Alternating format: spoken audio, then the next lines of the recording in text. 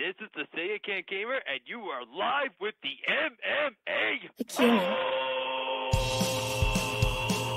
Mixed martial a-holes.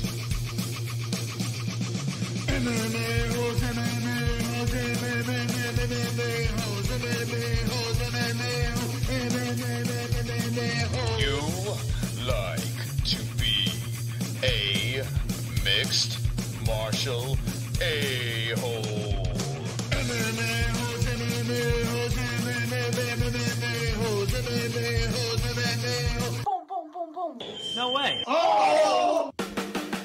From the Queens studios of New York, UFC 225 happened. Colby Covington's handing the belt to Donald Trump. Let's recap that with the MMA.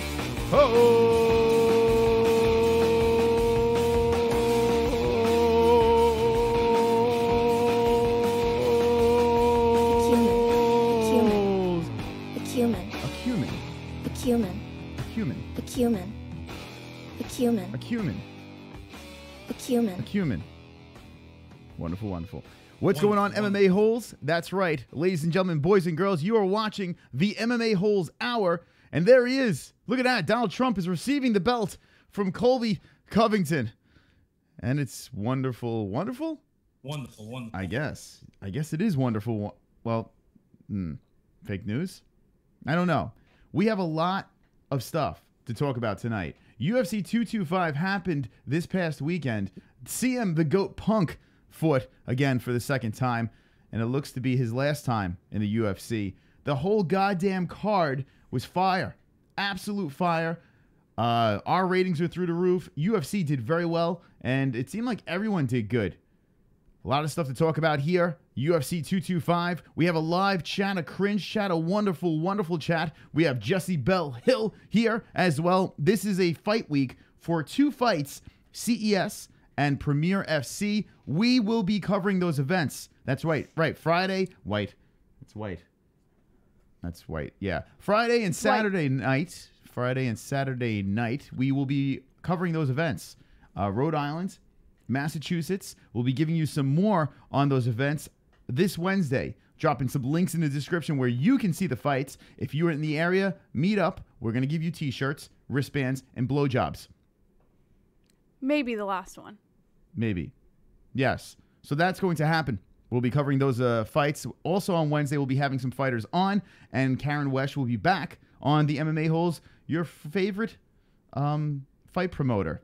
That's right. Karen Wesh will be back on as well. So that is wonderful, wonderful. Ladies and gentlemen, boys and girls, we have a chat room full of peeps. MMA Holes over here.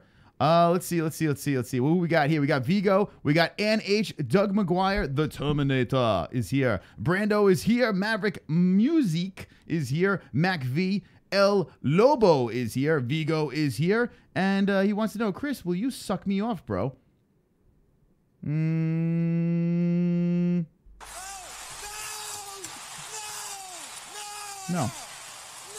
I would like to know right now in the chat room how many people came from UFC 225. If you are new to the show, hit me with a 1.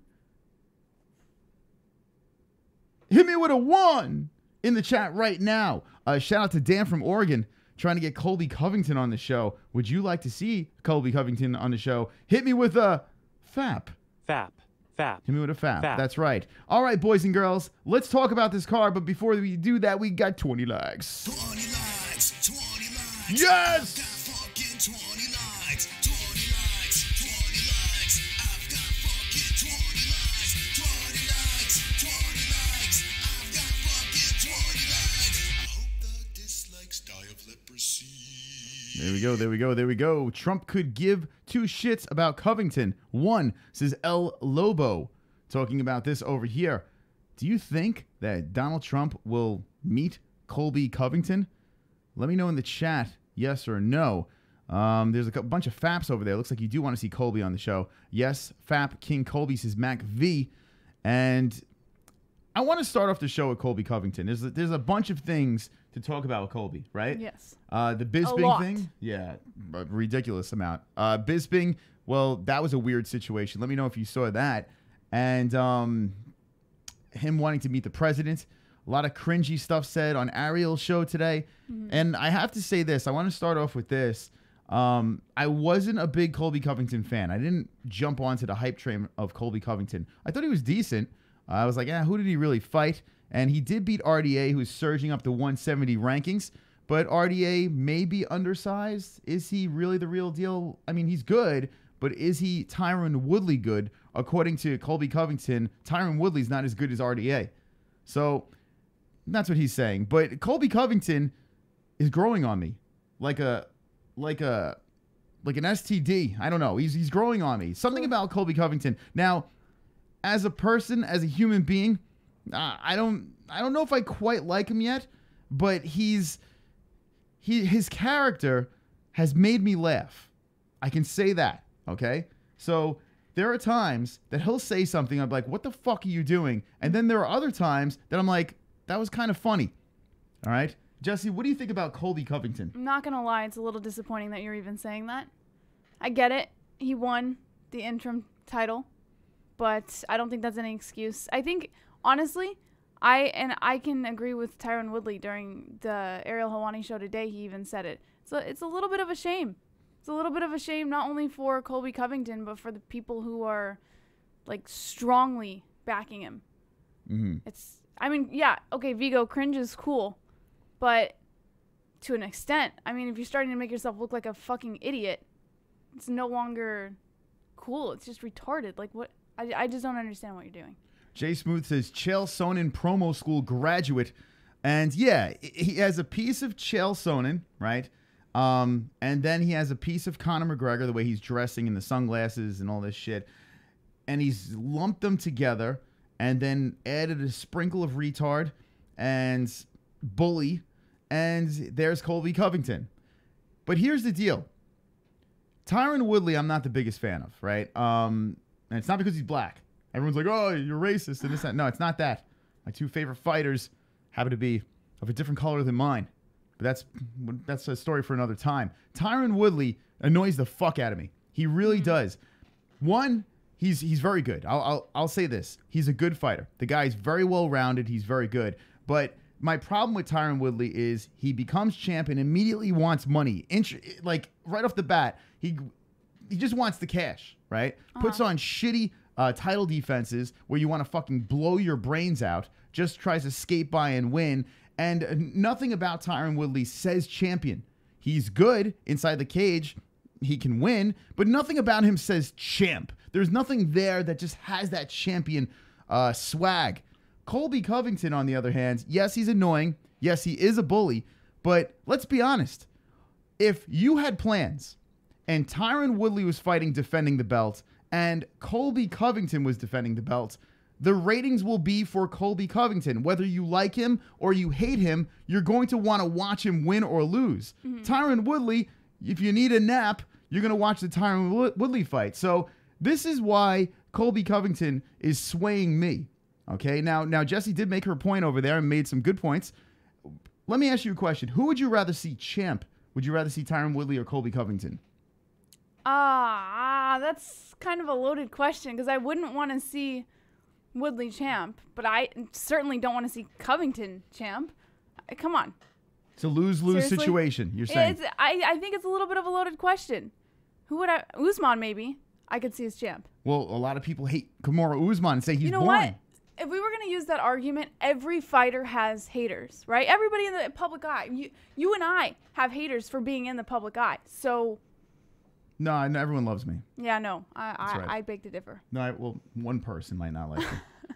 But that's the story for another time. Yeah, Colby Covington, I just think his shtick is working. Now, Tyron Woodley's agitated. You know what I like about what Colby's doing, too? I like the fact that he is kind of dismissing John Jones. I love this. Apparently, these two are roommates or something. I don't know what the deal with them. Covington and who? And John Jones. Were roommates? Yeah, they were friends, or there was some connection in the past where they actually knew each other. See? Breaking news. But yeah. Woodley... Steve Johnson hates me. Oh, God. Steve Johnson. Don't do this to me, Steve Johnson. Not on the Monday show. Yeah, anyway. How do you bounce back from that, Steve? Like, where do we go from that? Now, Steve John hates me. Steve Johnson. Marky Wahoo says, if I had to pick between them two, it's clearly I wouldn't want either but Covington because he's got personality. And that's the point I'm trying to make. That's the UFC is foaming at the mouth with this man with the interim title. I'm not a big interim title fan, but now look, even Tyron Woodley wants to fight him. The man that only wants the money fights. Tyron Woodley's like, let's go. Now I can make some money. Now I want to fight this guy. So, I mean, it's working. The shtick is working. Whether you like it, whether you hate it, whether you like 20 likes, that's working too. 20 likes. 20 likes! I've got fucking 20 likes! 20 likes. 20 likes. I've got fucking 20 likes. 20 likes. 20 likes. All right. I hope the dislikes die of leprosy. According to Maverick Musique, Colby said John Jones never washed the dishes. Filthy animal. Yeah. So there you go. All right. So Jesse, finish your point over there that you were saying before. I can't remember. It's cut off. King Colby. No, now listen. This is not a sweat Colby stream. This is a coming out party for Colby Covington. Right. Everything that he said happened, and everything fell into place. And now Colby Covington, yes, he does have the belt. He is the interim champ, and he says he's the real champ of the 170. Tyron has to try to take the belt from him. He's the guy to beat. Well, what can you say?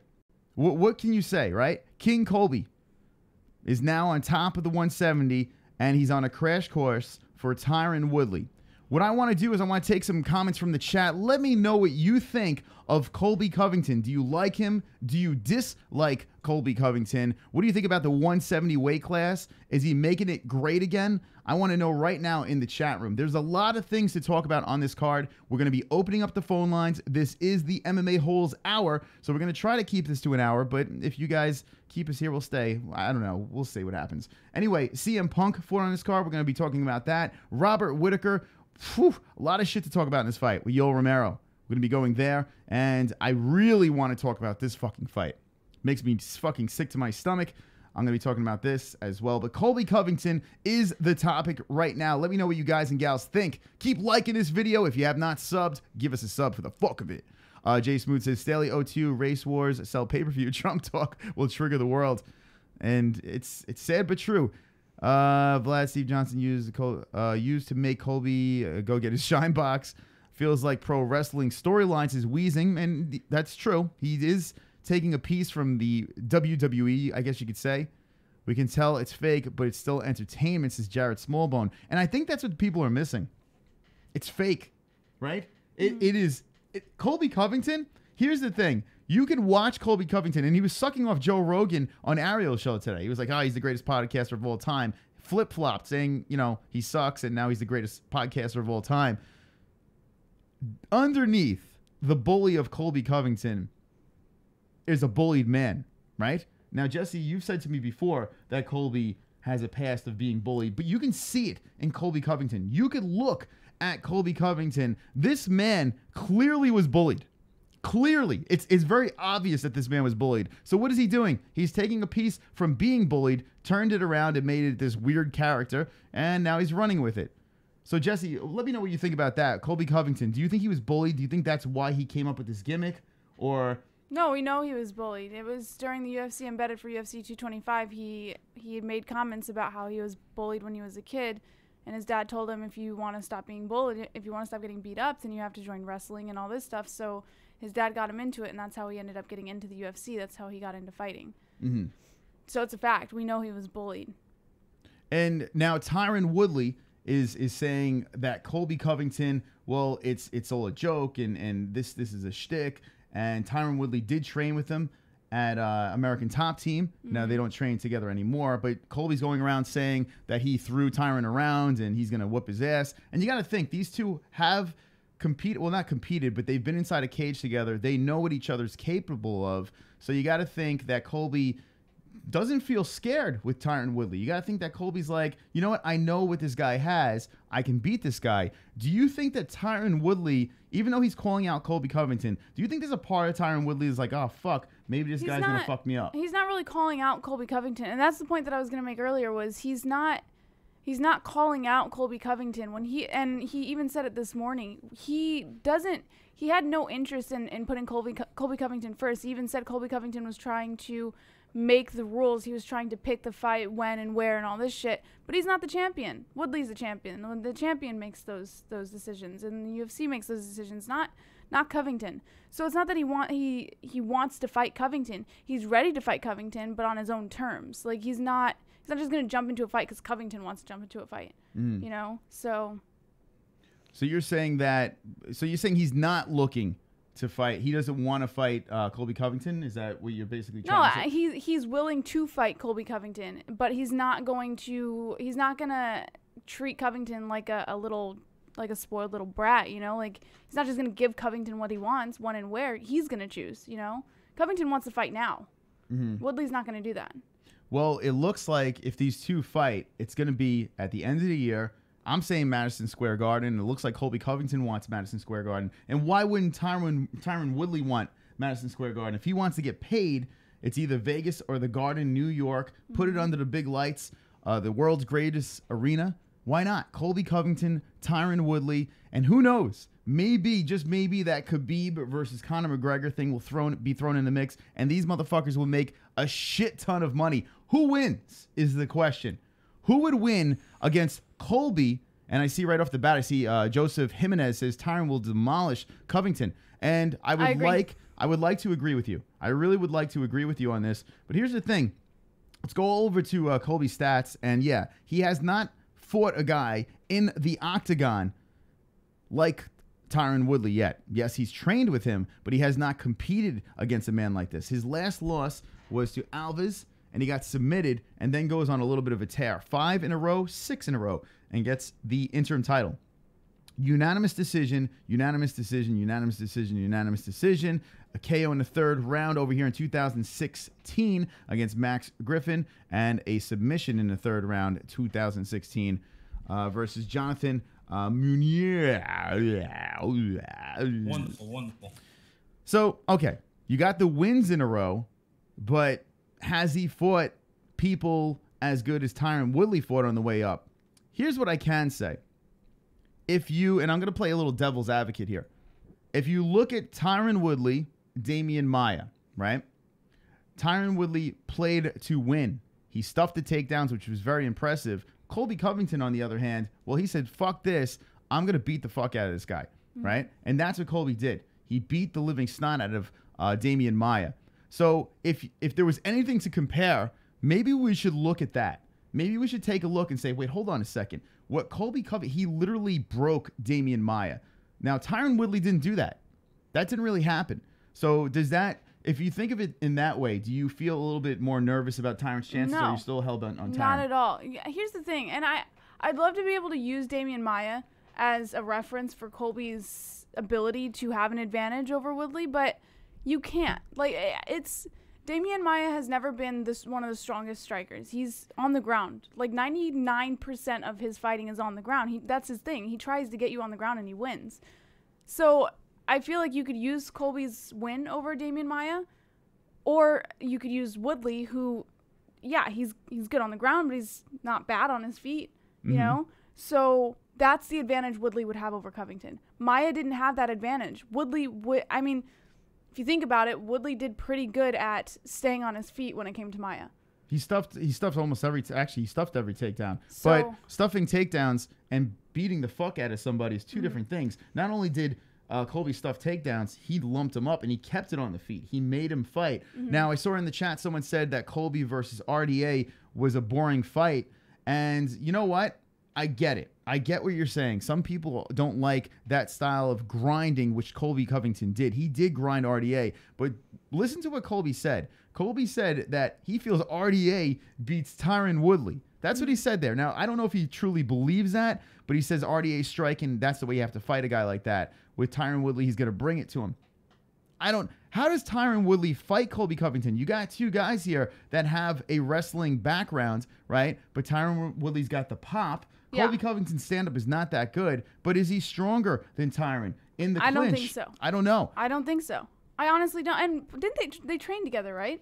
Woodley and Covington. Yeah, like you said in the beginning of the show. I missed it. That's all right. You fell asleep for 2 seconds. Fine. Well, in fairness. Yeah, ATT. That's that is their gym. Well, it was. I personally Woodley's don't gym. think Woodley has, or I mean that Covington has the advantage over Woodley. I would say Woodley would easily take Covington out. All right, let me know what you guys think. I want one word, Colby or Woodley. That's all I want, Colby or Woodley. Let me know in the chat right now. A lot of people going in here. We got 100 people watching. Would Colby defend his title against Masvidal? Richie Fuchs, I mean, yeah, they're best friends, right? But here's the thing, Masvidal, I'm telling you right now, Masvidal's he's never fucking fighting for a belt. It's never happening. Masvidal is a good fighter. He is not great. All right, let me know in the chat what you think, Woodley or Covington, right now in the cringe chat. Wonderful, wonderful. Hope everyone's having a good Monday night. It is the MMA-Holes hour. And let's see, Woodley is way stronger, says Cameron Ryder. Here we go. Vigo says Colby. Vanchip Man says Woodley. Woodley's leg size, says Cameron Ryder. Let's see. Drunk Savage got Colby, already beat Woodley in the gym. And yeah, I mean, you get a sense for what the fighter is, but it's not the same, right? Steve Johnson, Coodley. Amid says Colby. Gentleman says Colby. Ann H says Woodley. Go Blue says Colby. Matt Mann, Woodley is getting washed up. Jack Milk Lane says, I'm off tonight. What the fuck happened? The ginger is being serious and Jessie is there. Now, here's the deal. The reason why I'm being serious here. The ginger is being serious. Yeah. The reason why I'm being serious is because I'm in shock. I'm in complete shock that my opinion is getting swayed. I usually never get swayed. All right. I never jump on a bandwagon. But Colby Covington might be the first UFC fighter that actually made me think, wait, hold on a second. I think I'm into this. I think I'm buying into this shit. So, I don't know. I think Colby Covington, Vigo, relax, buddy. Fucking relax. The dude is like... Vigo's so salty. He's like a fucking... Jesus Christ, he's like a slug that you just poured salt all over. It's ridiculous. Please be more funny. Willie smells like butt sweat. Tyrant's penis is larger. Was that the question? Well, yeah, you know what? The BBC, if you're going that route, maybe the BBC wins. Let's look at the card over here, and I'm going to open up the phone lines. This is the MMA-Holes hour. And, before we do that, let's just talk about this real quick, and then we're going to go over the rest of the card. Michael Bisping, okay? And this is on MMA Fighting over here. I'm going to play a little bit of it. It was on Fox. It was the post-fight show. Colby Covington has the belt. One on one and shoulder, here's I'm going to wrap you on the other shoulder, and you're going to need a fucking army to come take them belts off me. Compare both of their track records. Prior to Woodley's past 3 fights, he literally knocked everyone out. True. He's bigger, stronger, faster. He has better wrestling, punching power, and black. You know what? That last point. That's true. You know what? I was like, I don't know. And then he's black. I'm like, well, that's true. He is black. All right. So there you go. All right. Anyway, this is Jessie. My name is Chris, a.k.a. Mystic Moss. And we hit 11,000 subscribers during UFC 225. It was a big night for us. We are rolling strong here on the MMA-Holes. We have 2 events this weekend, CES, and I will be in the cage for Premier FC with a microphone, interviewing people. We're going to take you guys and gals along for the ride, so that's going to be super cringy. This Wednesday, we're going to have some fighters on. We're going to have Karen Wesh, the promoter of Premier FC, and we know how you love us to drag people on here so you can torture them. So, Jessie, what do you think? Do you think the cringe will be real on Wednesday night? Yes. Especially after UFC 225, we got a lot of new people in, and I think that they sort of clung on to... I mean, the MMA community in general is pretty cringy, but I think they sort of clung on to the MMA-Holes community. So I feel it could be pretty intense. Wednesday, stay tuned for that. We're going to have at least 2 fighters on. We're going to have Karen Wesh, who is the CEO of Premier FC. She's been on like 3 or 4 times. She's hilarious. She's taken a beating the first time she came on, and with this new community growing even stronger and more swole, I can't even imagine. Wednesday night's gonna be cringe. It's gonna be maximum cringe. So stay tuned for that. 60, well, 20 likes. 20 likes, 20 Yes! likes, 20 20 likes! likes, 20 likes, 20 likes, I've got fucking 20 likes, 20 likes, 20 likes, Yeah. All right. I see Steve Johnson's excited that we get to abuse a woman. All right. So here's the deal. We're going to play this audio, okay? Everyone put your headphones on. We're going to play this audio. If you did hear it, well, fuck you. You're going to hear it again. And we're going to play this. Michael Bisping, Colby Covington. So this is the post-fight interview. The best is the Karate Hottie. This one's losing a job. Well, everyone's losing their job, right? It's on Fox. So they're going to ESPN. So no one gives a fuck about the Fox crew. So I guess maybe Michael Bisping just doesn't give a shit. I want to know your opinion on this. I know you probably heard this already, but we're going to fucking play it again. What do you guys think of CARLA's statement on Claudia makes me mad, says Joseph Jimenez? We're going to talk about that. The whole Esparza fight and Claudia Gadelha, the fight makes me mad. All right? Now there's some grease. She was saying that Claudia was all greased up and shit. Well, she was accusing her of being greased up. We don't know. I call that Spanish. We don't. We don't know. Anyway. Okay, let's play this. It's time to talk to Colby Covington. By the way, Karen Bryant, I wouldn't fuck her with all of your cocks. She is disgusting to me. That is awful. She's disgusting. What? Look at this. Just take a look. That's such an awful thing to say. Would you fuck this? It's like a clown. It's like if a clown had sex with Skeletor and a piece of shit with. Oh my god. That's what it's like. A clown had sex with Skeletor and a piece of shit. It was a 3-way, and this came out. All right. Anyway, let's play. I fucking hate her. Anyway, I hate it's a strong word. I don't hate her. I just strongly dislike her and her cuck husband. I have to ask you a couple of questions. A, how good does that belt feel around your waist? And B, how do you feel about your own performance tonight? Okay, how good does the belt feel around your waist and the performance? Find out. Now, mind you guys that was a very innocent question on Fox Sports' side. It was completely innocent. And then he just jumps on this bizarre bandwagon of his own. Yeah. Well, Cameron Ryder says, bro, Karen Bryant is nice. No, she's not. No, she's not. Trust me, I have a past with this woman. She even made a video about us. She made a video about us. It's like, what are you doing? What are you doing, Karen Bryant? Like, seriously. Like, we weren't doing shit in her chat room, and her stupid cunt of a husband was like, oh, stop it. We're like, we weren't even doing anything. All I did was drop a goat with a crown and a fucking emoji pointing to the MMA-Holes, and Karen Bryant's husband went all fucking cuck and banned everyone. It was and then made a video about us. It was her husband, not her, right? Well, and then she's defending her cunt husband. Well, so she's just as much of a cunt. Anyway, let's talk about the corpse, like Jay Smooth says. All right, let's listen. All my haters in one studio. Now, apologies for the audio. I don't know what happened, but the audio got all jammed up during this whole interview, so it is what it is. Appreciate it, guys. But what kind of excuses you're gonna make for RDA now? What are you gonna say? He's a lightweight. He's overweight. This and that. We know you're gonna make excuses. No one's ever gonna legitimize me. And Michael Bisping, I thought you said your coach Jason Pereira. Fucking, it's horrible. It was good. It gets better though. No one's making excuses, Colby. You fought a good fight. Why are you why so defensive? Why are you gonna be a prick? So Michael Bisping says, why you gotta be so defensive? Why you gotta be a prick? Now look at Colby Covington's face, right? It looks like he sucked in a fart through those nostrils.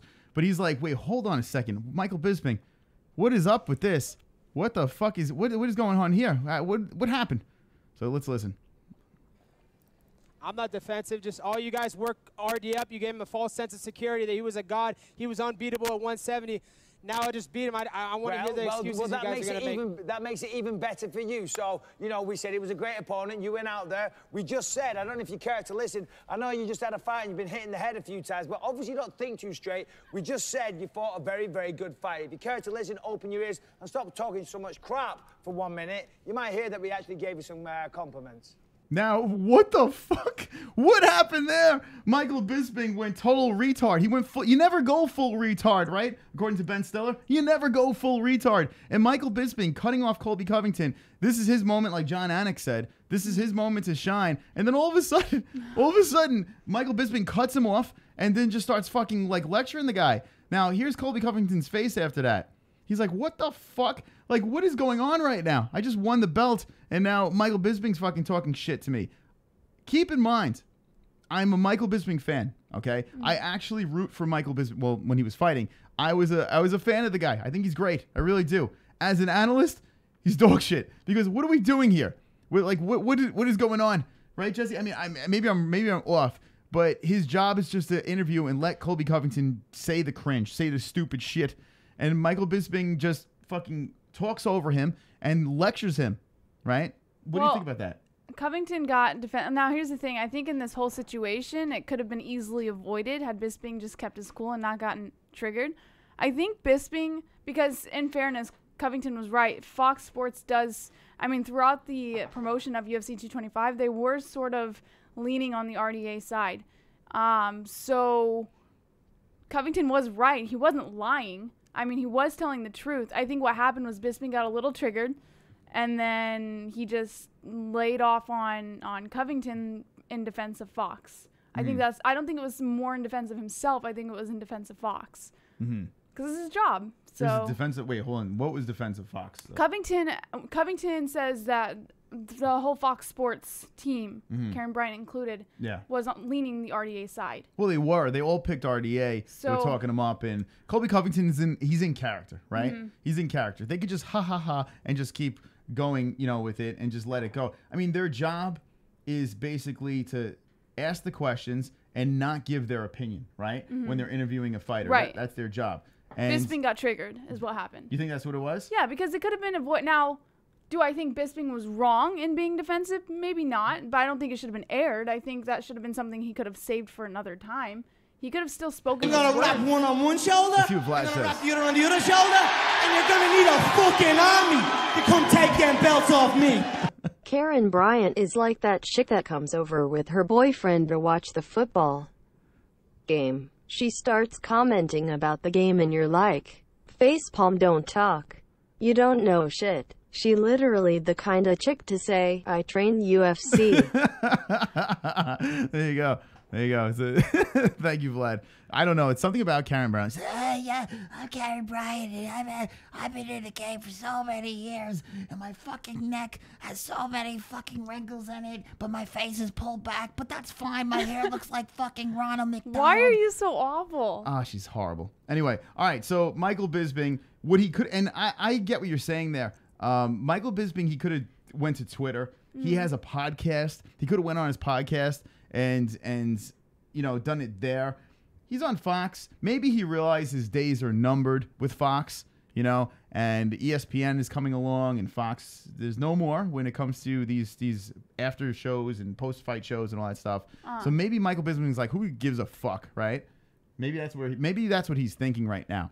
I like the edge of Michael Bisping. I just feel like, what are we doing? I don't see Bisping not giving a fuck, because you have to remember, even if he's retiring, even if he leaves Fox, he's still leaving people. But I mean, there's clearly a good dynamic that he has with other people on Fox Sports. It's clear. I mean, you can generally see if there's something going on behind the scenes that's like not okay. If he had a problem with Karen Bryant or anyone else on that table, you would know, because you would see how they interact with each other. So with Bisping, I don't think he would do that and jeopardize Fox Sports. I don't think he would jeopardize Karen Bryant or anyone else on that panel. I think he just got triggered and he just fucking spilled. He just went off. He went full Michael Bisping. Yeah. Jason Escobar says he got offended because Colby was trying to say that he felt certain way about him, and so is Bisping got mad. So there you go. He's backing up what you're saying. Agreed. Bisping did nothing wrong, says Brando. So yeah, I mean, there are two different sides to it. Now, I'm the type of person that thinks you could say whatever the fuck you want to say, whenever the fuck you want to say it. But when you're working for Fox, there's an agenda. You got to stay in your lane. On the MMA-Holes, you can say whatever the fuck you want. You come on here, you can say whatever the hell you want. Steven Irons, I will open up the phone lines, but we're going to run through the card after this whole interview over here. If you're jumping in right now, Michael Bisping, Colby Covington, we are listening to it. We are analyzing this, and we're saying, is this wrong or right? Here's Colby Covington's response to Michael. Stop talking crap. Colby. Isn't that your king? That's what you do the best. That's all you do is talk. Well, Colby, let's talk about who you were talking. Why don't you come out, boy? Hey, come out of retirement, Bisping. I'll retire you for good. Come out of retirement. I'll retire you for good. And Bisping's laughing over here. He's laughing. And it is true, too, right? I mean, it's not like it makes kind of no sense because Bisping's not even fighting anymore. So what is he really trying to do if he was fighting and trying to line up a fight like how Tony Ferguson did it with Kevin Lee? you know, that kind of makes sense. That Kevin Lee, Tony Ferguson, back and forth, they can actually fight. Bisping, they can't. Well, first of all, the weight difference. I mean, I guess technically they could fight. Look at GSP, but it doesn't matter. Bisping's done, right? So what's the point? So what, you're saying Bisping was safe spacing? He knew that he had nothing to lose? Well, Chris Weidman brought it up today on the MMA Hour. Chris Weidman said, and basically I'm just piggybacking off of what Chris Weidman said. He said that, you know, it's kind of pointless if you can't fight. What's the point of just talking shit on the Fox post-fight show unless you're trying to line something up? There really was no point just being a prick. So it's like now it's like two pricks going back and forth. And when two pricks go back and forth, it turns into... All right, let's listen. Okay. Hey, that's the best joke I've heard all day. Good one. Take your shades off, bud. You look like an idiot. Wow. Now that's a trigger. That's a trigger right there. That's a good one. And then he goes, take his shades off. You look like an idiot. What analyst? Like, what are we doing? I mean... What's going on? It's pretty clear he's triggered. Here's the thing. Later on in the interview, because Colby will go through talking to everyone on that panel who has questions for him. But later on in the interview, Bisping even says that, well, if you're gonna take a hard hit at me, I'll take a hard hit at you. You know, so it's not hard to figure out that Bisping's triggered. I think he just got triggered, and he's just fucking. Have you ever gotten triggered? Never. You're the wrong person to ask. If someone gets triggered, what's the first thing they do? They react. They say something, right? Mm-hmm. That's what Bisping did. He reacted. He didn't think. He just reacted. So you're saying he wasn't triggered. He was just fucking with them. Maybe it was like bro talk, right? Is that no. What you're saying? No? No. You know how bro talk, you bust each other's Colby balls? was probably... well, no, Covington was... He's the antagonist. Now and later. New WW champ got tweet about him from Trump Jr. Cold sweat smile. Did he really? Not a shocker at all. Trump Jr. Yeah, I know that Trump Jr., he responded to something. You know what? Don't be surprised if this motherfucker is in the White House. Don't be fucking surprised if Colby Covington is in the White House and he's with Donald Trump. Now, we're not going to go political here, but it is cringy, right? Mm-hmm. It is. I think we could all agree that it is quite cringy if this happens, right? You see Woodley in the back? If Colby Covington, he places the belt on the table, Donald Trump is all happy, and Tyron Woodley's in the background. Okay. Let's look at. I asked you guys to caption this, Jesse. Maybe you could read some of these captions over here. Maybe that's a bad idea, but let's look at it anyway. This is on YouTube, our community. Let's see. All right. All right, hold on. Let's see what we got here. Race baiting 101. Jay Smooth. DVW says MAGA. Hey, Donald, how about you and me have a money fight? Tyron, somebody please have a money fight with me. Woodley. Mm-hmm. MAGA, bitches. White privilege. MAGA. Racist. There's a bug on the window. 2 men and a black baby. Oh, my God. Just kill yourself, Trump. Proof that I placed the gold on the president's desk, Colby Cringe Covington. Just wow. Couple of jerk-offs. Jay Cash, are you from the East Coast? That sounds like an East Coast thing. Just wow. Couple of jerk-offs over there. Coming to ABC Family this July, My Two Sons starring Donnie Trump. There you go. Squeak, squeak, squeak, squeak, squeak, squeak, squeak, squeak. Okay, so those are the comments over there on this little meme that was put together. Yeah, as shots as it gets. Check them out on Instagram. They dropped this thing together. Yeah, Colby Covington. All right, let's listen to the rest of this thing and move on to the rest of the card because I'm starting to fucking get nauseous. Yeah, good one. Let's look to the future, Colby. You were calling out Tyron in the ring. Is that something that you want Listen to do to this idiot. Listen to the karate hotties. You're like, I'm stupid. Obviously, I'm the undisputed champion now, and everybody knows this is the real bet. I was supposed to fight Tyron Woodley last December. He bitched out. He's hanging out in Hollywood. He's gossiping about the Kardashians and Justin Bieber. He needs to come. If he's probably. It is true. He's on. What is that about? Why is he on TMZ? I mean, he's got to get paid, right, Tyron Woodley? So I can't hate that. Tired at home. He's probably still out of breath. So whenever he wants to come back and get a chance at my belt, I'm waiting for him. Let's do it in Madison Square Garden. All right, so we got the hint, right? This is a fucking 5-minute clip. I'm not gonna do the whole show on this, but yeah, Colby Covington, Michael Bisping seem to get triggered. Let me know what your thoughts on this are as we go through the rest of the card over here. And this card was full of craziness over here. Hold on a second. Move backwards, Colby Covington. There we go.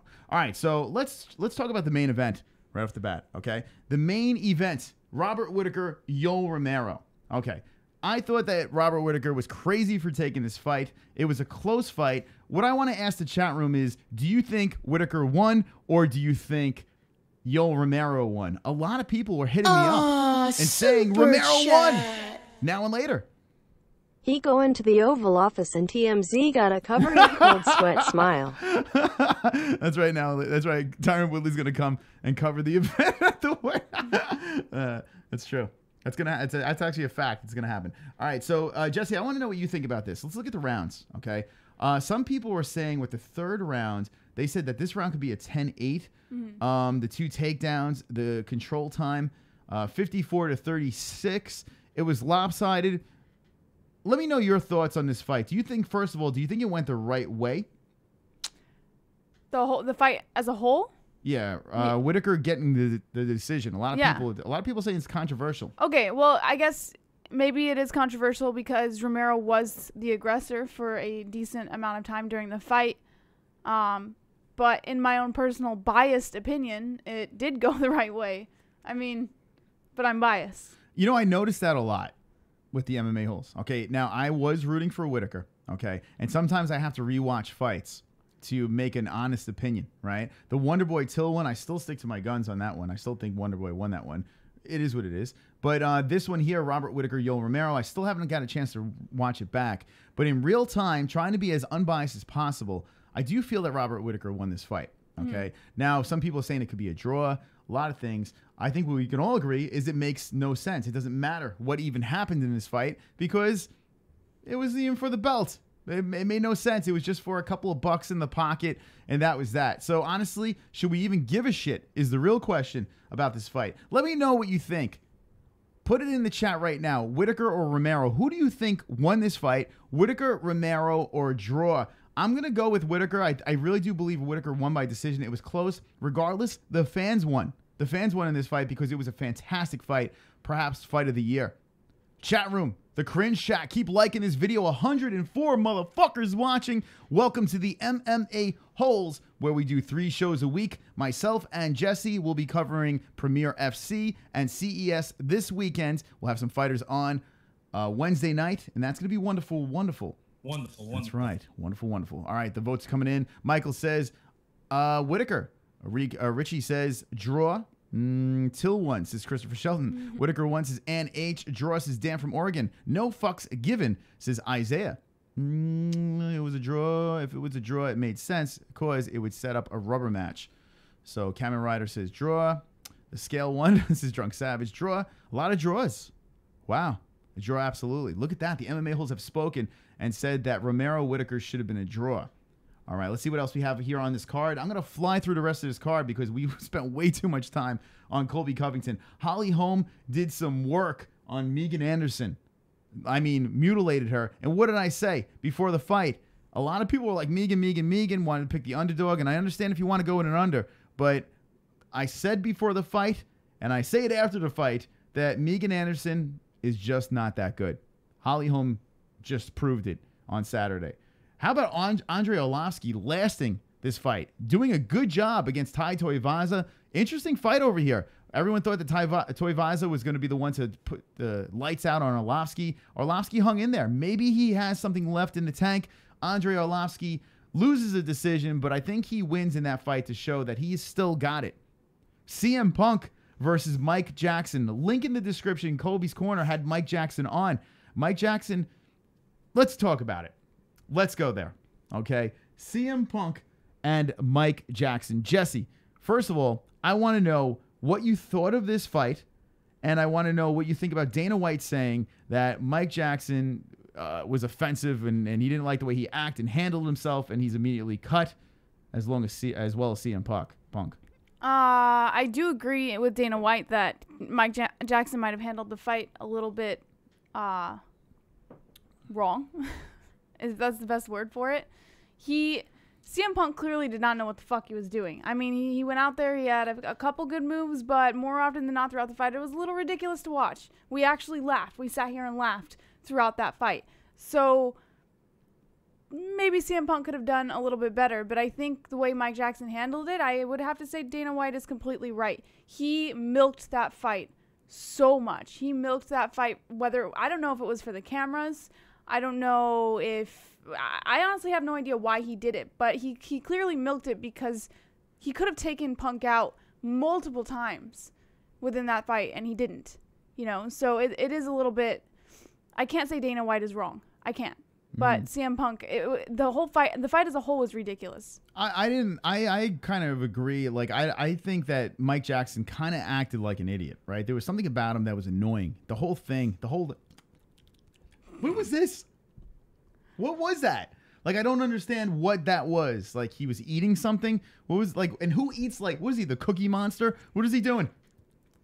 Like, He's getting paid. No, he was being the Cookie Monster. Is that what's going on? Like, I don't understand what Mike Jackson was doing there. Explain what that was. Maybe you can do your best Mike Jackson impersonation. No, I think you did it pretty well. That's his way of saying he's getting paid for the fight. What are the odds? He gets cut. He gets cut from the fight. It's like right after the fight. I mean, he gets cut from the UFC right after the fight. Yeah, maybe he's just getting paid and that's it. Yeah, show me the money kind of It's thing. almost like an old Italian woman when they're upset, right? And like, no?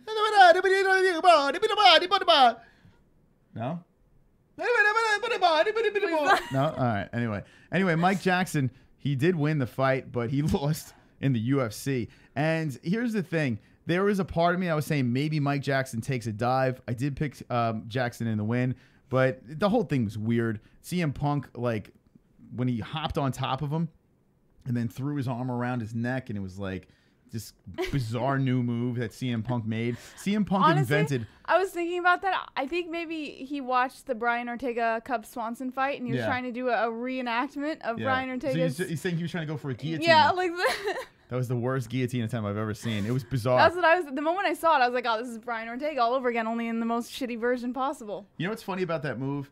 If you said, "Is it a sex position or is he going for the guillotine?"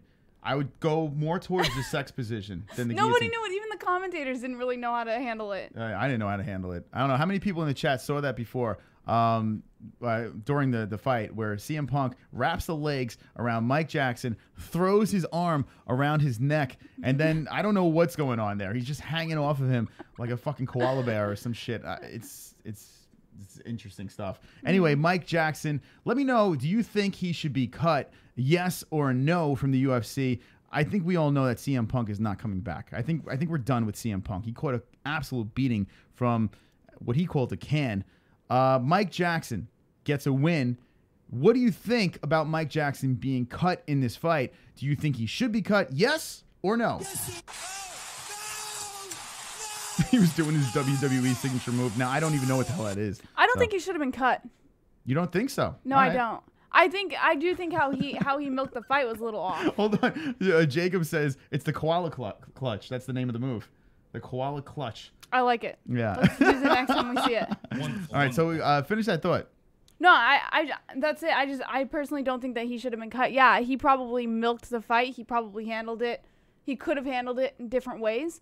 But there's so many fighters who milk fights or call fake. I can't even think of the word now. What's the one I'm looking for? I don't know. I'm just. Oh, I know what it is. It's Super Chat. Now and later with the Super Chat. 25-year-old Punk can't fight. Some people just can't. Some people just can't fight, says now and later. So he says, no, he's not. And he's not 25. He's what? He's 38, I think. Hold on, let me see his age. Or maybe you're saying when he was 25. No, he's 39. So CM Punk, I mean, yeah, listen, it's a weird time to start your MMA career. Now, a lot of people were kind of on the choke of personality. There you go. Nice. Kanoto 74. That's a good one. I like that. That was a wonderful, wonderful comment right there. A lot of people in the chat, there were some salty WWE fans over there. And listen, I shit on WWE. I'm not a big WWE person. If you're a fan, knock yourself out. It's great. And there's full-time toilet cleaner with the squeak. What does the squeak mean? I don't even know what that means, but welcome to the chat, I guess. I don't even know what the fuck that's about. and that's Stewie. But CM Punk was fighting. We were laughing very hard, right, during the reaction. If you want to see our reaction, check our last stream. It's 7 hours there was long. one moment when we took it seriously. I think it was when CM Punk got a takedown or some shit. I can't remember. He did get a takedown. Yeah, he did. And not an accomplishment on Michael Jackson, the pop singer. But the chat room was turning on us, and they were like, they were salty. At least he's getting in the cage and he's fighting. I mean, that says enough. I mean, honestly, I could probably look in this chat right now. I could look at all you motherfuckers, right? And yes, we'd probably all die. You know, there's actually some actual fighters in the chat room. But for the regular people like myself, we'd probably go in a cage and fight CM Punk, and he probably would whoop all our asses, you know? I mean, it's a possibility, right? But I would get in the cage. I'm sorry. I would get in the cage. I would catch a beating for money. I would do a lot of things for money. If the money was right, I'm in that cage, and I'm going to take the beating. I'm going to take it. I'm going to take a goddamn beating. Why the fuck not? I would CM Punk. I would totally CM Punk. I would go in the cage, get submitted, or go in the cage and get beaten up for 3 rounds. I would do it. But Mike Jackson didn't get beaten up for 3 rounds. CM Punk got beaten up for 3 rounds. That's what I'm saying, though. It's CM Punk. That's what we're talking about. No, I know, but you're saying you would go in the cage and get beaten up. Well, no. I'm talking about CM Punk, though. So you would be CM Punk? Yes. Okay. Yeah, because we're talking about CM Punk. Well, I know we're talking about CM Punk. I thought you were referencing the CM Punk Mike Jackson fight. The GSP I'm is gonna here smack the shit out of you. GSP You with are the aliens literally here. right next to me now. I can smack you. Wait, GSP, hold on 1 second. Hold on. We're going to take Jessie away with the aliens. All right, that's GSP. Anyway. How many times do I make fun of this guy in comparison to how many times he likes to make fun of me? Anyway, look at that fucking tricep. It's very small, but one day it'll be big and strong. Anyway, Jessie Bell Hill. Nah, you can just go ahead. It's out. We don't even talk about this anymore. We are live on the MMA-Holes.com. The MMA-Holes.com is our website if you have not checked it out yet. I don't know what you're waiting for. We are live. Actually, oh, fuck. Are we live on the website? I don't even know. I don't think we are. Situation. I know, right? Nope, we're not. All right, so Jessie, if you can do me a favor, if you could throw us on the website. On the MMA-Holes.com, we have a message board. We are over live here. on the website. Are we? Do I have to refresh it? Let's see. Yeah, we're on all cylinders tonight on the MMA Holes as usual with the Acumen. Anyway, just check out the MMAHoles.com and let me look at the message board real quick as I do finish up on this card. We are recapping UFC 225, 110 people watching. Welcome to the show. I hope you're all wonderful. Wonderful. All right, let's see. When did you become an MMA Hole? We saw that. Ally Quinta erupts on Dana.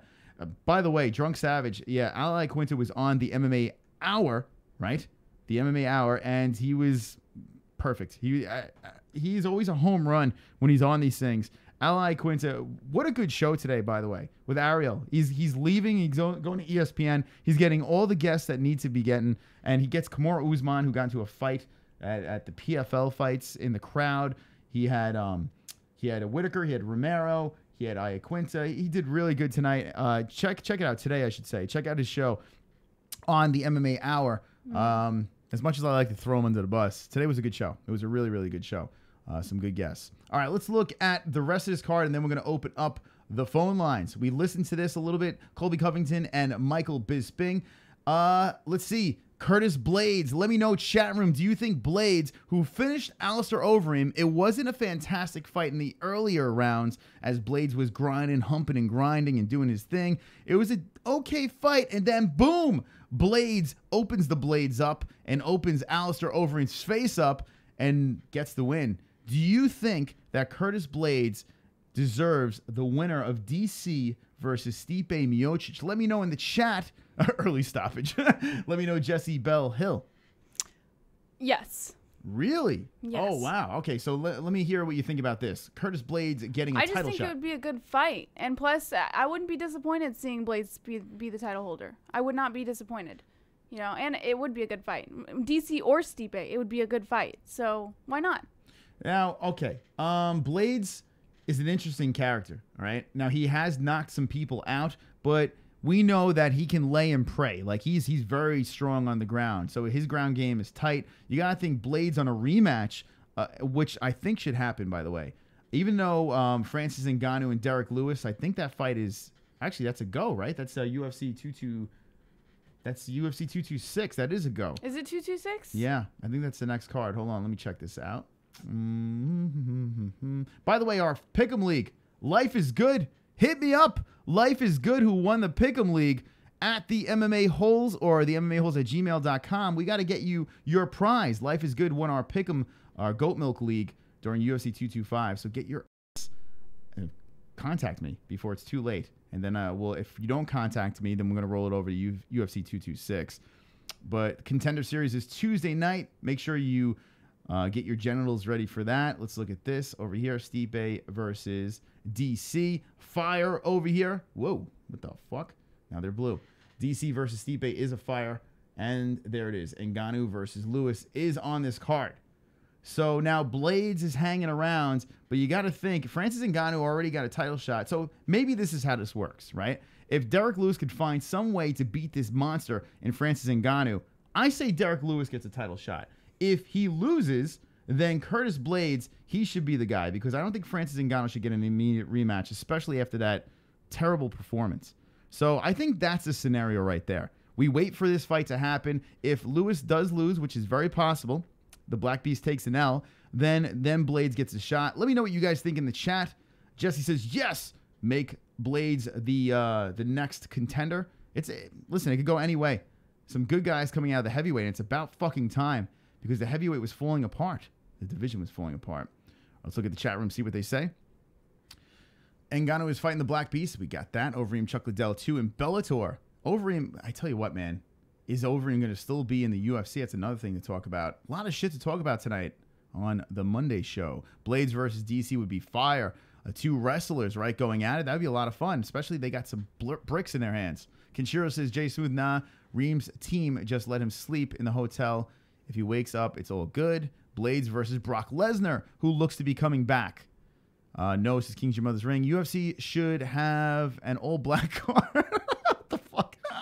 Lewis versus Blades equals perfect. So now and later wants Lewis versus Blades. That's a possibility right there. Seed with Theme. Now, if Lewis loses, I mean, who knows? Who the fuck knows? CM Punk, and another thing, too, is if DC wins, that could tie up the division as well. Does DC stay there? Does DC go down? A lot of things can happen at heavyweight. Nobody can beat Stipe, says Sean McKenzie. UFC 226 is blacked. Says Vlad. Alistair over Cream. DC way too small for Blades. So saying DC's too small for Blades. Blades, I tell you what, I don't think DC's too small for anyone. People can say the same thing about Stipe. That DC's too small for Stipe, so... It's a fascinating fight. I don't want to get too far into UFC 226 because, I mean, we're going to be spending a lot of time on this card, but, man, DC versus Stipe is fire. All right, let's look at the rest of this card and open up the phone lines as we try to get through this fucking show. What a full jam-packed show. If you have not subscribed yet, do it now. Do it now, as we have 106 people watching. Check out Jessie's channel, link in the description. Jessie Bell Hill down below. Give it a little sub if you have not. And it is wonderful, wonderful. I just made a pic of Karen. My screensaver says the girth. DC will retire. Black Power says NH. All right, so... fucking NH. NH with the Black Power. All right, so I want to finish up on... Man, there's so many fucking fights here. Let's just recap. Before I get to Claudia, I'm going to end it on Claudia and CARLA Esparza. Bektic gets an impressive win, a decision, but very dominant on Lamas. Does a good job over there. How about this? De La Rocha with a surprising win for me in his second round. Finishes Coulter. We have Rashad Evans, who doesn't seem to retire, but Anthony Smith makes a good case for him to retire. Benavidez catches an L, which I think was a controversial decision as well. I think there's two controversial. This a little bit, the other one even more. But Sergio Pettis with a big win. Rising up the rankings, beats, who would have thought? Benavidez. Clay Guida surprisingly gets submitted, and that's very sarcastic, by Charles Oliveira. And then we started off the fight with a KO TKO round one. Dan Ige makes quick work. And what a good card. Now let's talk about this, and we're going to open up the phone lines. Here we go.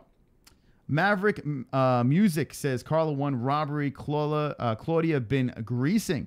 So CARLA Esparza goes on the MMA Hour, and I didn't hear the full interview, but I did read bits and pieces of it, and is claiming Claudia of greasing up.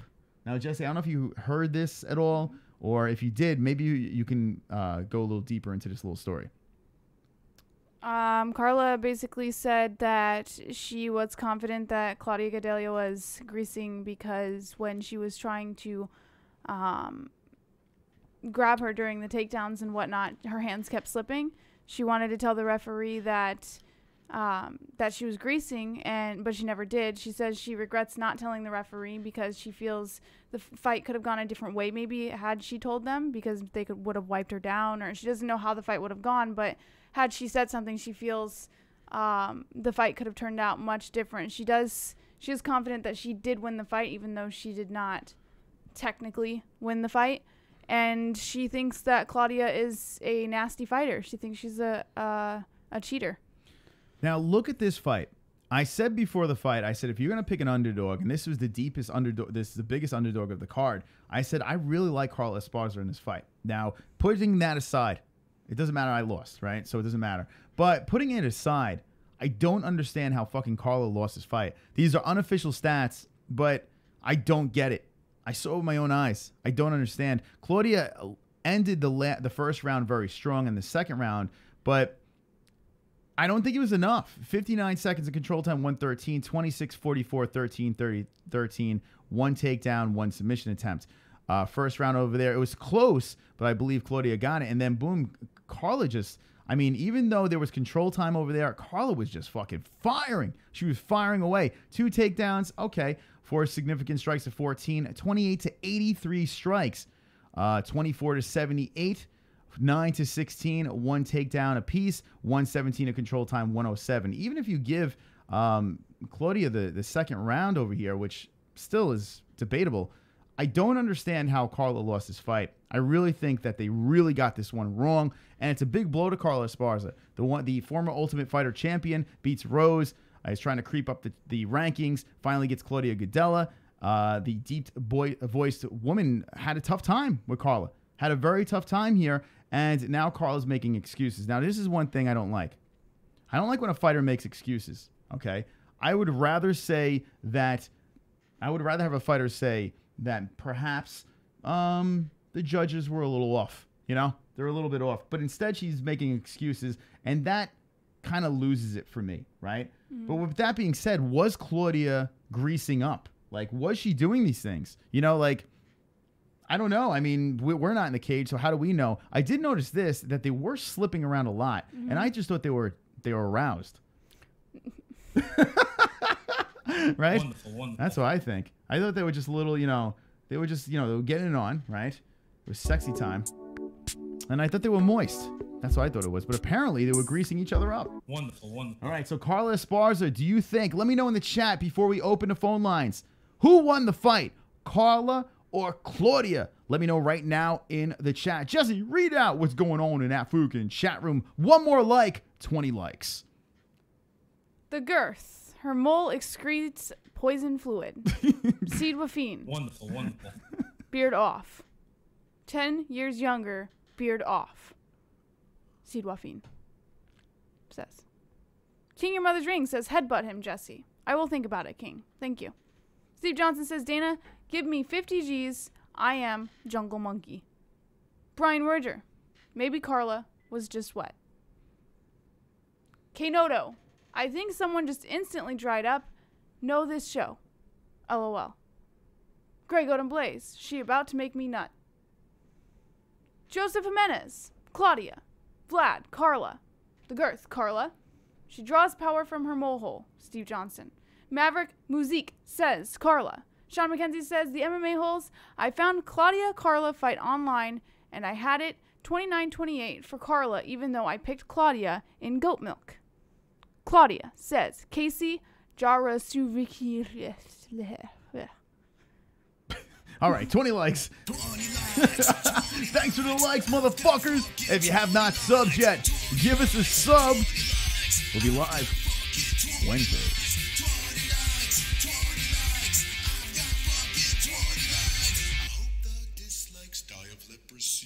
And thanks to the new subs to getting us to 11K, 11,000 subscribers. I thought we would hit it, and we went 200 over, and that is worthy of a secret handshake. Hold on.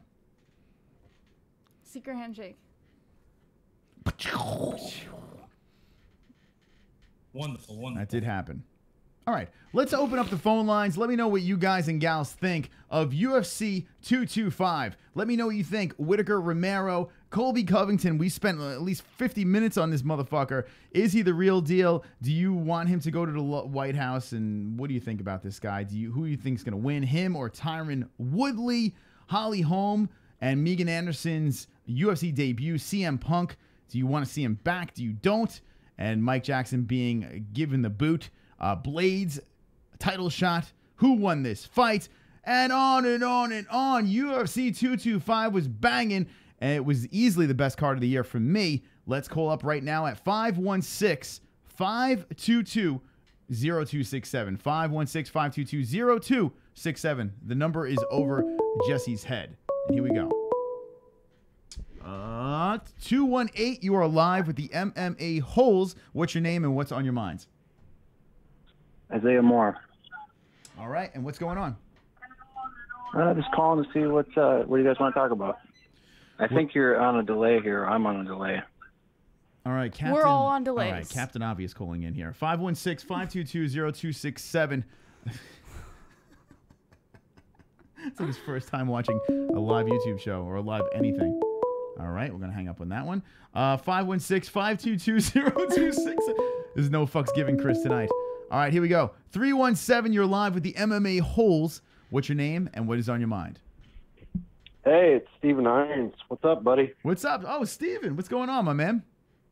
Not much. I got 3 points. First of all, Tai Tuivasa and Andrei Arlovski, they both won that fight, man. Tai cracking the top 10, he was something great that came out of the UFC 21 card, and I was just blown away. Listen, this fight, it surprised the hell out of me, but it was a great fight. It was a great, great fight. Yeah, man. Yeah. What's your next point? Also, Colby and CARLA Esparza, they both said something after the fights about greasing. That's something that should be caught by the referee in charge of the inspection. Mm-hmm. When they get in the cage, they kind of have a little pat-down inspection. I feel like, if anything, that's on the referees at that point. Mm-hmm. Yeah, I don't know what this greasing. I don't know what this greasing's about. I don't understand. It seems like, it's an old thing that they've been doing, but why all of a sudden on 225 that everyone's greasing now? It's really bizarre, and maybe it is an issue. Yeah, and the third thing I was wanting to get at is the welterweights, man. I'm just blown away. Mm-hmm. Tyron, Colby's right there now. RDA's still in the picture. Darren Till, Stephen Thompson, Lawler, Usman, Masvidal. Why aren't we talking about a welterweight tournament instead of a lightweight tournament? Interesting. All right, thank you for the call. A welterweight tournament. Let me know if you would like to see that. I would like to see a tournament in the UFC, but the tournament, I think, is the only tournament to make. First of all, we never even spoke about this. Apparently, there was supposed to be a Conor, Khabib, GSP tournament or some shit. Mm-hmm. I don't know what the hell that's about, but that's not happening. A welterweight tournament, it would be interesting. I think the only tournament to make is the old man tournament, right? You put the fucking 40-plus tournament or some shit. Right? You put them together. Why does there need to be a tournament? Well, no. If there's going to be a tournament in the UFC, it needs to be the old man tournament. That's what I'm thinking. Like Bellator is doing it. Like the Grand Prix, even though they're not calling it the old man tournament, it kind of is the old man tournament. I think that the UFC should do that. They should have the older fighters, maybe 40-plus or some shit like that, get in there. And look at some of the... Look at Yoel Romero, 41. He would clean up. He would clean house. I don't know. Would you like to see a 40-plus tournament, or would you like to see a welterweight tournament? Would you like to see any tournament? I think a 40-plus tournament, if there was a tournament, I would see 40-plus as being one. But there's a reason that people retire. You take someone like Bisping. Is Bisping over 40? Bisping's over 40. How old is Bisping? Bisping, no, I don't think he's 40 yet. I think he's in his late 30s, if I'm not mistaken. But he's got his dead eye is over 50. Is that? Yeah. You want to get some coffee? Want me to slap you in the face? Me? I love how I'm the one on blast here. You've been talking this entire time. What am I supposed to do? I don't know. Stop talking. Maybe. All right, let me know if you want Jessie to stop talking. Hit me with the ones in the chat. They're not going to want you. Of course they want you to talk. All right, so well, let me know what you think about a tournament. Let's open up the phone lines. 516-522-0267. We're probably going to go about 19 more minutes, somewhere around there to 11:30. All right, here we go. 773, you're alive on the MMA-Holes. What's your name and what is on your mind? When I tell you with that lock bet, Anthony Smith, that's a damn shame they put Rashad Evans against that dude. Yeah, it's ridiculous. I mean, what the hell? Rashad Evans shouldn't even step in the cage anymore. It's enough's enough, right? Especially against a young, big knockout artist like that. That was bound to end bad. But how about Colby Covington? I told you, man, I've been following this dude for a long time, and I knew he was tough. And he pissed off all the right people, all the right MMA media, Karen Bryant, Kenny Florian, all them people at MMA fighting. And he went up and proved them wrong, huh? Yeah, well, I tell you what, Colby Covington, he really earned a lot of points. This guy, he's backing up what he's preaching over here. So whether you like him or hate him, I mean, what are you going to say? The guy's got the interim title. Now it's off to what's next. Do you think he has a shot against Tyron Woodley? I think he's got a better shot against Woodley than a lot of people give him credit for. You just got to make him work. If he gets past that first round, he's got a big chance of winning. All right, thank you for the call. And that's what Colby was saying, right? Colby was like, Woodley's got a good couple of rounds, and that's about it. It's kind of like what Ally Quinta said about Justin Gaethje, right? The fight looks like to be happening. Ally Quinta versus Justin Gaethje. He's got a good round and a half. And I think that's what Tyron Woodley has, especially with the pressure of Colby Covington. That could be the difference. Now, if you ask me right now, Chris, who wins, Tyron or Colby? I still have to go with Tyron Woodley. Like, if I was a betting man and I had to throw some cash right now in the fight, I would go with Tyron Woodley.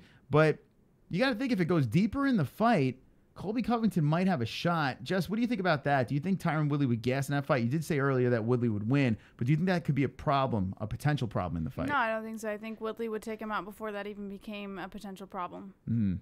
So, no, absolutely not. All right, let's open up the phone lines. 516-522-0267. Get your calls in. UFC 225, a complete stacked card. And there are a million things. I want to know what you think about Tyron Woodley. Perhaps him versus Colby Covington, which looks like to be the fight next. Whittaker versus Romero. What's next for Whittaker? Did Yoel Romero win? Well, there's a lot of things over here. CM Punk doing his thing and losing again. Mike Jackson getting cut from the UFC. A lot of stories during this card. All right, let's let the N-word in. All right, go for it. You can't stop the movement. Nigger Bash 2018. There we go. All right. 516-522. He got his chance. All right, there we go. All right, 218 live with the MMA-Holes. What's your name and what's on your mind? It's Isaiah. What's up, Isaiah? Did I finally get through here? Yes, you did. Yeah, I just wanted to touch on the Colby Covington. All right, go for it. I don't know if people are giving him credit for his chin and durability. I mean, when you see how many times RDA hit him with some pretty big shots, he didn't even seem to flinch at a lot of it. Now, let me ask you a question here. RDA, man, first of all, RDA, he put it all out there, right? RDA did his best. Yeah. I just think Colby was the bigger man. But do you think RDA hits as hard as Tyron Woodley?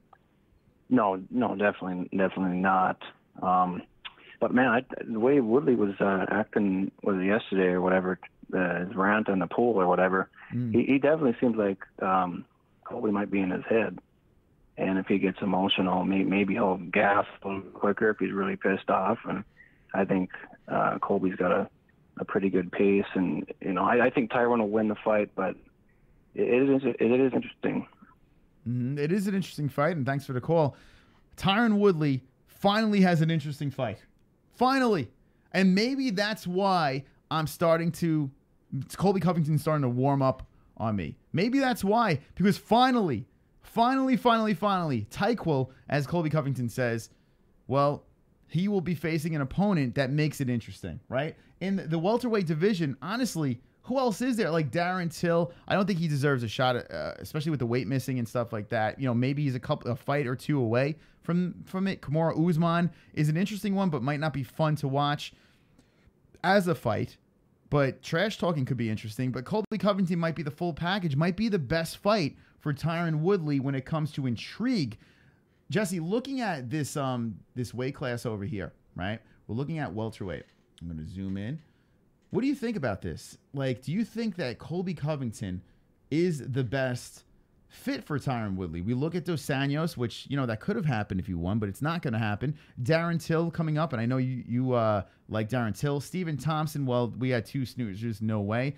Robbie Lawler is on his way out. He got knocked out by Tyron, so you got the Kamaru Usman. Damian Maia, I know we've seen that, been there, done that. Now you go into number 8, Neil Magny. Not really.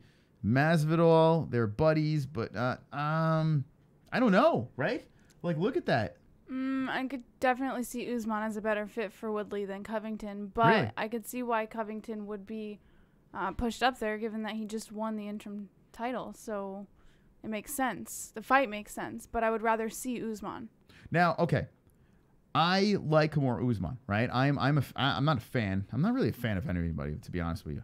But I favor Kamaru Usman, right? I think this guy is the real deal at welterweight. I really do feel that Kamaru Usman is the real deal. And I want to see Usman versus Woodley. I do want to see it because, honestly, I think Usman wins. I really do. Like, you look at Woodley and you look at Covington and, like, I think Woodley wins that one. Kamaru Usman, I think, can be a very big problem for Tyron Woodley. I really do believe that Kamaru Usman could be a problem for him. And that's why I want to see it. Maybe it will be a boring fight, but I want to see it. I want to see someone really push Tyron Woodley. I think Usman could be the guy. Darren Till versus Usman, if he can make championship weight, it's interesting. It's an interesting fight. I don't know if Till can beat Woodley. I mean, I don't know. I don't know if I really believe in Till beating Woodley. I think Till can take out a lot of this division, but I feel that Woodley might be a bad matchup. We haven't seen Till tested on the ground, really. So Usman would be the guy, but the most fun circus would definitely be Colby Covington, and there is a chance that he can win. So I think as the big picture, that might be the best fight for the money and for the fans. But I agree with you, Jessie. I think Kamaru Usman would be the one I would want to see. You know, let me know in the chat what you guys say. Let's open up the phone lines as we wind this shit down. We are the MMA-Holes. Jessie Bellhill, link in the description. Go subscribe to our channel. We got the MMA-Holes shirts on. You want to touch your nipples for the peeps? There you go. Screenshot that. Okay. All right. We done? Sure. Okay. Usman's too whiny. Usman's too slow. Says Stipe. Nobody cares about your bacon and eggs. This is Joey Faggoter. So there you go. All right, 516-522-0267. We had a good audience tonight here. 91 people watching right now. We had over 115. Good stuff over there. All right. 541, you are live with the MMA-Holes. What's your name? And what up, it's Dan from Oregon. Oh, Danny, what's going on, man? Not much, man. It's a great day in the 541. We finally got a champion again. Now, I know you're a heavy supporter of Colby Covington over here, and this is a big deal, right? Colby Covington has the belt. He's the real champ now, right? Oh, hell yeah, he's the real champ. Ty Quill hasn't been here for a year. All his last fights put us to sleep, man. He spits a lot of truth, man. The last good fight was Lawler, and I can't even remember how long ago that was. But he's everything that Chael Sonnen wasn't in the terms of, yeah, he's trash talking, and I think it pisses people off even more because he's winning. He doesn't have to be this humble motherfucker because he took an L or anything like that. Now, let me ask you a question. Do you think that Woodley versus Covington, what do you think about that fight? Now, I know you're a big supporter of Colby Covington here, but like realistically, do you think that he will be able to run over Tyron Woodley? Do you think he can unify the belt and be the official champion, or is Woodley just too strong for him? That's going to be a tough fight, man, because the only recipe to beat RDA was to pressure him. We saw Tony Ferguson do that to him. You keep on his back foot, and he can't land those hard body kicks and those body punches, which he landed a ton. And Colby, I was surprised because he ate him. I haven't seen his heart. I haven't seen him take shots on the chin like that. So I know he can take it. But we're talking about a 155er. RDA is a true, 165er. Colby can make 165. Both of them weighed in at 169. And you look at Woodley, and he struggles to make 170. So he's more of a 175er in my mind. He might hit like a Mack truck. We'll see if Colby can take that. But, I mean, what podcast was he on where he said Woodley's got the least significant strikes in his last 3 fights? He's like, he holds the record for that right now. And Colby's throwing that many punches just in 1 round. Mm-hmm. Yeah, I tell you what, just looking at the welterweight rankings, as an altogether fight, why wouldn't you want to see it? Like him or hate him, why wouldn't you want to see that fight, right? I mean, and I know a lot of people are probably going to be like, I hate both of them. I don't know who to root for in this fight. I think that we're going to see a lot of that with this fight, which makes it even more fun. So why not? Let's go for it, right? Tyron Woodley, Colby Covington. Let's see it. When would you like to see this fight? Do you think this will happen in New York? I think, no. The UFC is hurting way too hard for pay-per-view stars. They're going to try and do it before that. Probably. I don't know where that card is yet. The UFC 228, the one with the beat and Yair. They haven't announced where that is. Maybe as soon as then or right after that in Las Vegas. Vegas would be cool because people from Oregon could actually travel there. We ain't traveling to New York to see Colby. So you'd have to just have all the fans in that regard. Vegas might make more sense. That Al interview was amazing. He's out there spitting truth. No fucks Dana given. White is just senile as fuck and just out to pasture and all this shit. I love Al Iaquinta, man. He's the best. He says, you know why I can tell these guys to give me what I want? He's like, because I don't give a fuck. And I'll tell them no. And the fighters need to learn to say no. But Al's the only guy out there who's got a side gig. He's out there slinging houses, you know? Isn't it amazing? Like, you see a guy like Mike Jackson, he comes in, he wins. See you later. Al Iaquinta could say, hey, Dana White, go fuck yourself. And, okay, you can fight Khabib now. Like, here you go. Like, it's so bizarre. It's so weird how the UFC works, but it all comes down to dollars, right? And Al Iaquinta, I have to say, this guy is fireworks. Him versus Justin Gaethje is the perfect fight. Who do you think wins that fight? I got Al Iaquinta. I think his boxing's too good. If Gaethje can actually formulate a game plan and finish someone with those leg kicks, he has the ability. I think Al's got a better IQ, though. You can just see it. He can see what's going on in the UFC. He's a huge fan of the sport, and that fight is that's one of the best fights of the year. I'm glad they're going to get 5 rounds for that one, and those Midwestern guys are going to be pretty stoked for that. Yeah, that's a good one. All right, Dan, thanks for the call. Have a good one. All right, so that's Dan from Oregon calling in. Speaking of Al Iaquinta, I mean, what an appearance on the MMA Hour. It's tough to get this guy on a show. I met him during Triton fights. Real nice guy. Really, really nice guy. I'm going to keep on bugging him to come on the show. We had Aljamain Sterling, his buddy. So I would love to get Al on this show. Al Iaquinta, Colby Covington, these are two that kind of need to come on the MMA Holes. So we'll be working on that in the near future. Jessie, what do you think about this Al Iaquinta versus Justin Gaethje, a fireworks experience? What do you think? Who wins that fight? I would have my money on Gaethje, to be honest. I wouldn't put my... Al Iaquinta is a good fighter. I think Justin Gaethje might have the advantage, though. I would put my money on Justin Gaethje. I'm not saying it's impossible for Al to win. You know, it's extremely possible, but I wouldn't put my money on it. I'd put my money on Gaethje for sure. Really? No kidding. Now, he's coming off of 2 pretty big losses, like brain damage-wise, and he's jumping back in quick. That really doesn't mean anything because you look at Frankie Edgar. A lot of people were like, he was all fucked up, and he comes back and gets a big win. But he's coming in against another hard hitter. Man, either way, we win in that fight. Let me know what you guys say in the chat. Gaethje or Al, Raging Al Gaethje. Man, I got to say this, and the reason why I'm going to go Raging Al in this one was, well, one, Gaethje he's taking a lot of brain damage, right? We've seen that he can definitely get knocked out. 2, Al Iaquinta went fucking on short rest, 5 rounds of Khabib, you know? And, man, look at that. I feel, though, with Gaethje, like, even if he's taken brain damage, as you like to call it, or if he's come off of losses, I think that Gaethje's the type of fighter who...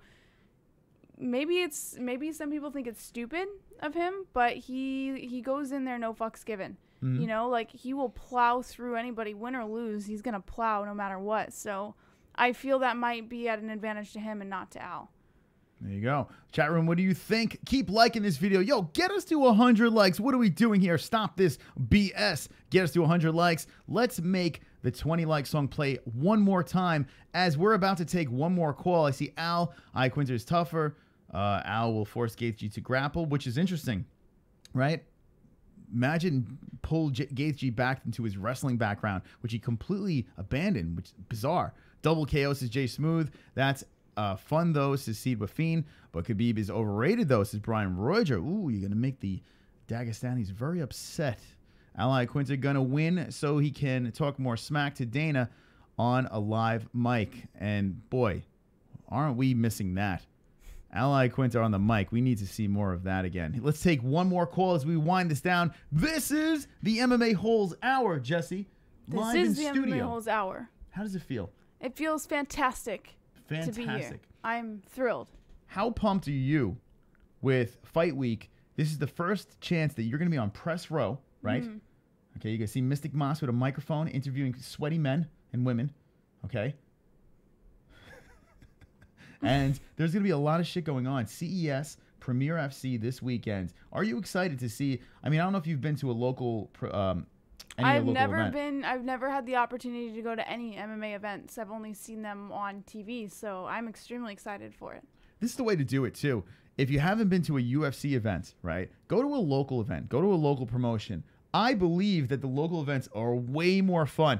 Way, way, way more fun for the MMA experience, to watch it live. And then you can go to a UFC event. This might be something that you really will sink your teeth in. We're going to get your extreme review of these two events.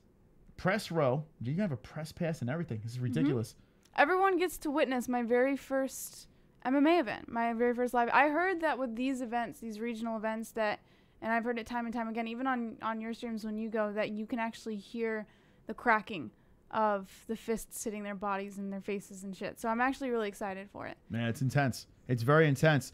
Premier FC and CES will be this weekend. We'll be covering both of those events. Let's see. We got a whole bunch of shit over here. Unblock Ann H. We're going to open up the phone lines in a second for the last call. Will Ann get in? What do you think? Yes, I have a very good feeling Ann will get in. Yeah, local events are way more fun. What's up, Muay Thai? I see you in there. There we go. Muay Thai, a new friend. Everyone say hello, Muay Thai. He wasn't sure. I'm going to tell a little story over here. Muay Thai, he watched one of our older videos, and he wasn't sure if we're racist or if we're a bunch of lunatics or what he was really watching. He saw that out of all streams, he saw the swastika one, and that one was shout out Flat Earth. We see you. We see you. You've been going hard in the paint, and we see you, my friend. But Chris is ripping Jessie. What the fuck? I don't know. Some weird comments in there. But he came in on the swastika one, and that's like probably the worst one you can come in on. Actually, there's a couple other ones that were pretty bad. But welcome Muay Thai to the MMA Holes, and everyone that's jumped aboard this Saturday that came on the UFC 225. We had a great time. 7-hour stream. Very long stream. That was a long experience, and it's just going to get longer and crazier as the show grows. Let's take that call. 516-522-0267. The last call of the night. Will it be NH? Will it be NH, Jessie? Yes. Yes. What do you think in the chat? Will NH be? Wonderful, wonderful. And? Hey. Yeah! It's Ann! Yes! He almost knocked over his trophy.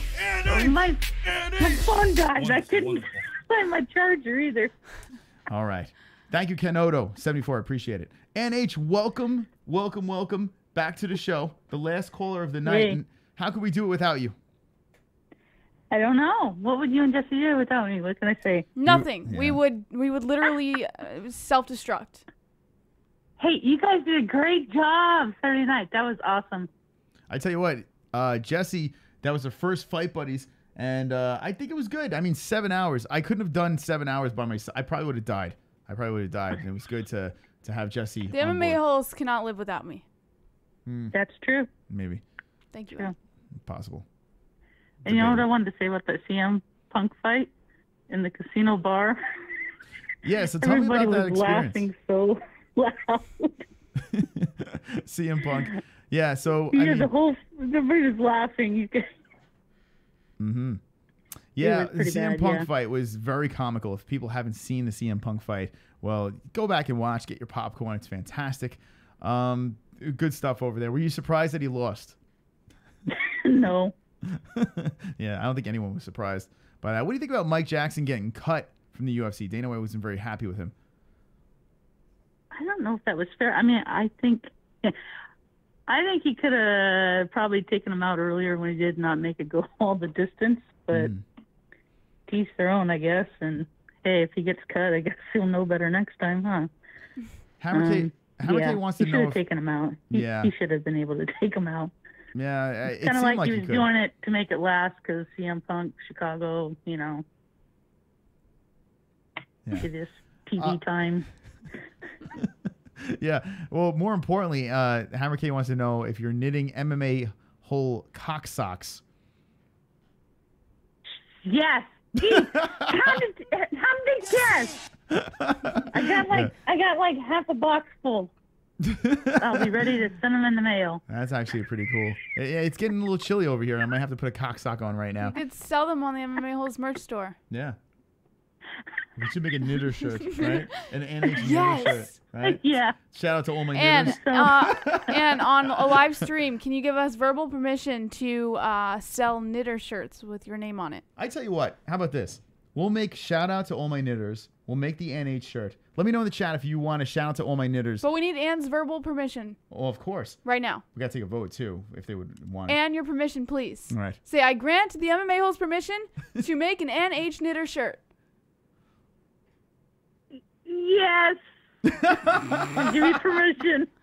Yeah. That's only if they agree in the chat. All right, so hit me with the ones if you want to see. I like shout out to all my knitters. I think it's a fantastic shirt. The NH, the official NH MMA Holes shirt. If you want to see that, hit me with the ones in the chat. If you don't, hit me with the deuces. Let me know now. We're gonna take a quick. Greg Oden plays shout out to all my knitters. Shout knitters. Here we go. Anne's dropping a chat one in there. Why the fuck not? Right? Magnums. All right.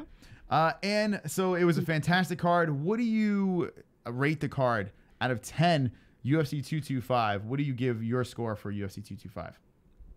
I gave it a 9. A 9. Oh, okay. And I agree with you. I gave it a 9 as well. I don't think Jessie, what did you rate it? I gave it an 8.5. An 8.5. There you go. 8.5. We see a couple of ones in there. We see Shan Wood, Michael Anzalone. Vlad, I need a large equals tiny penis. Hammer K, 1. Niall Flanagan wants one. Drunk Savage. King's Your Mother's Ring says no.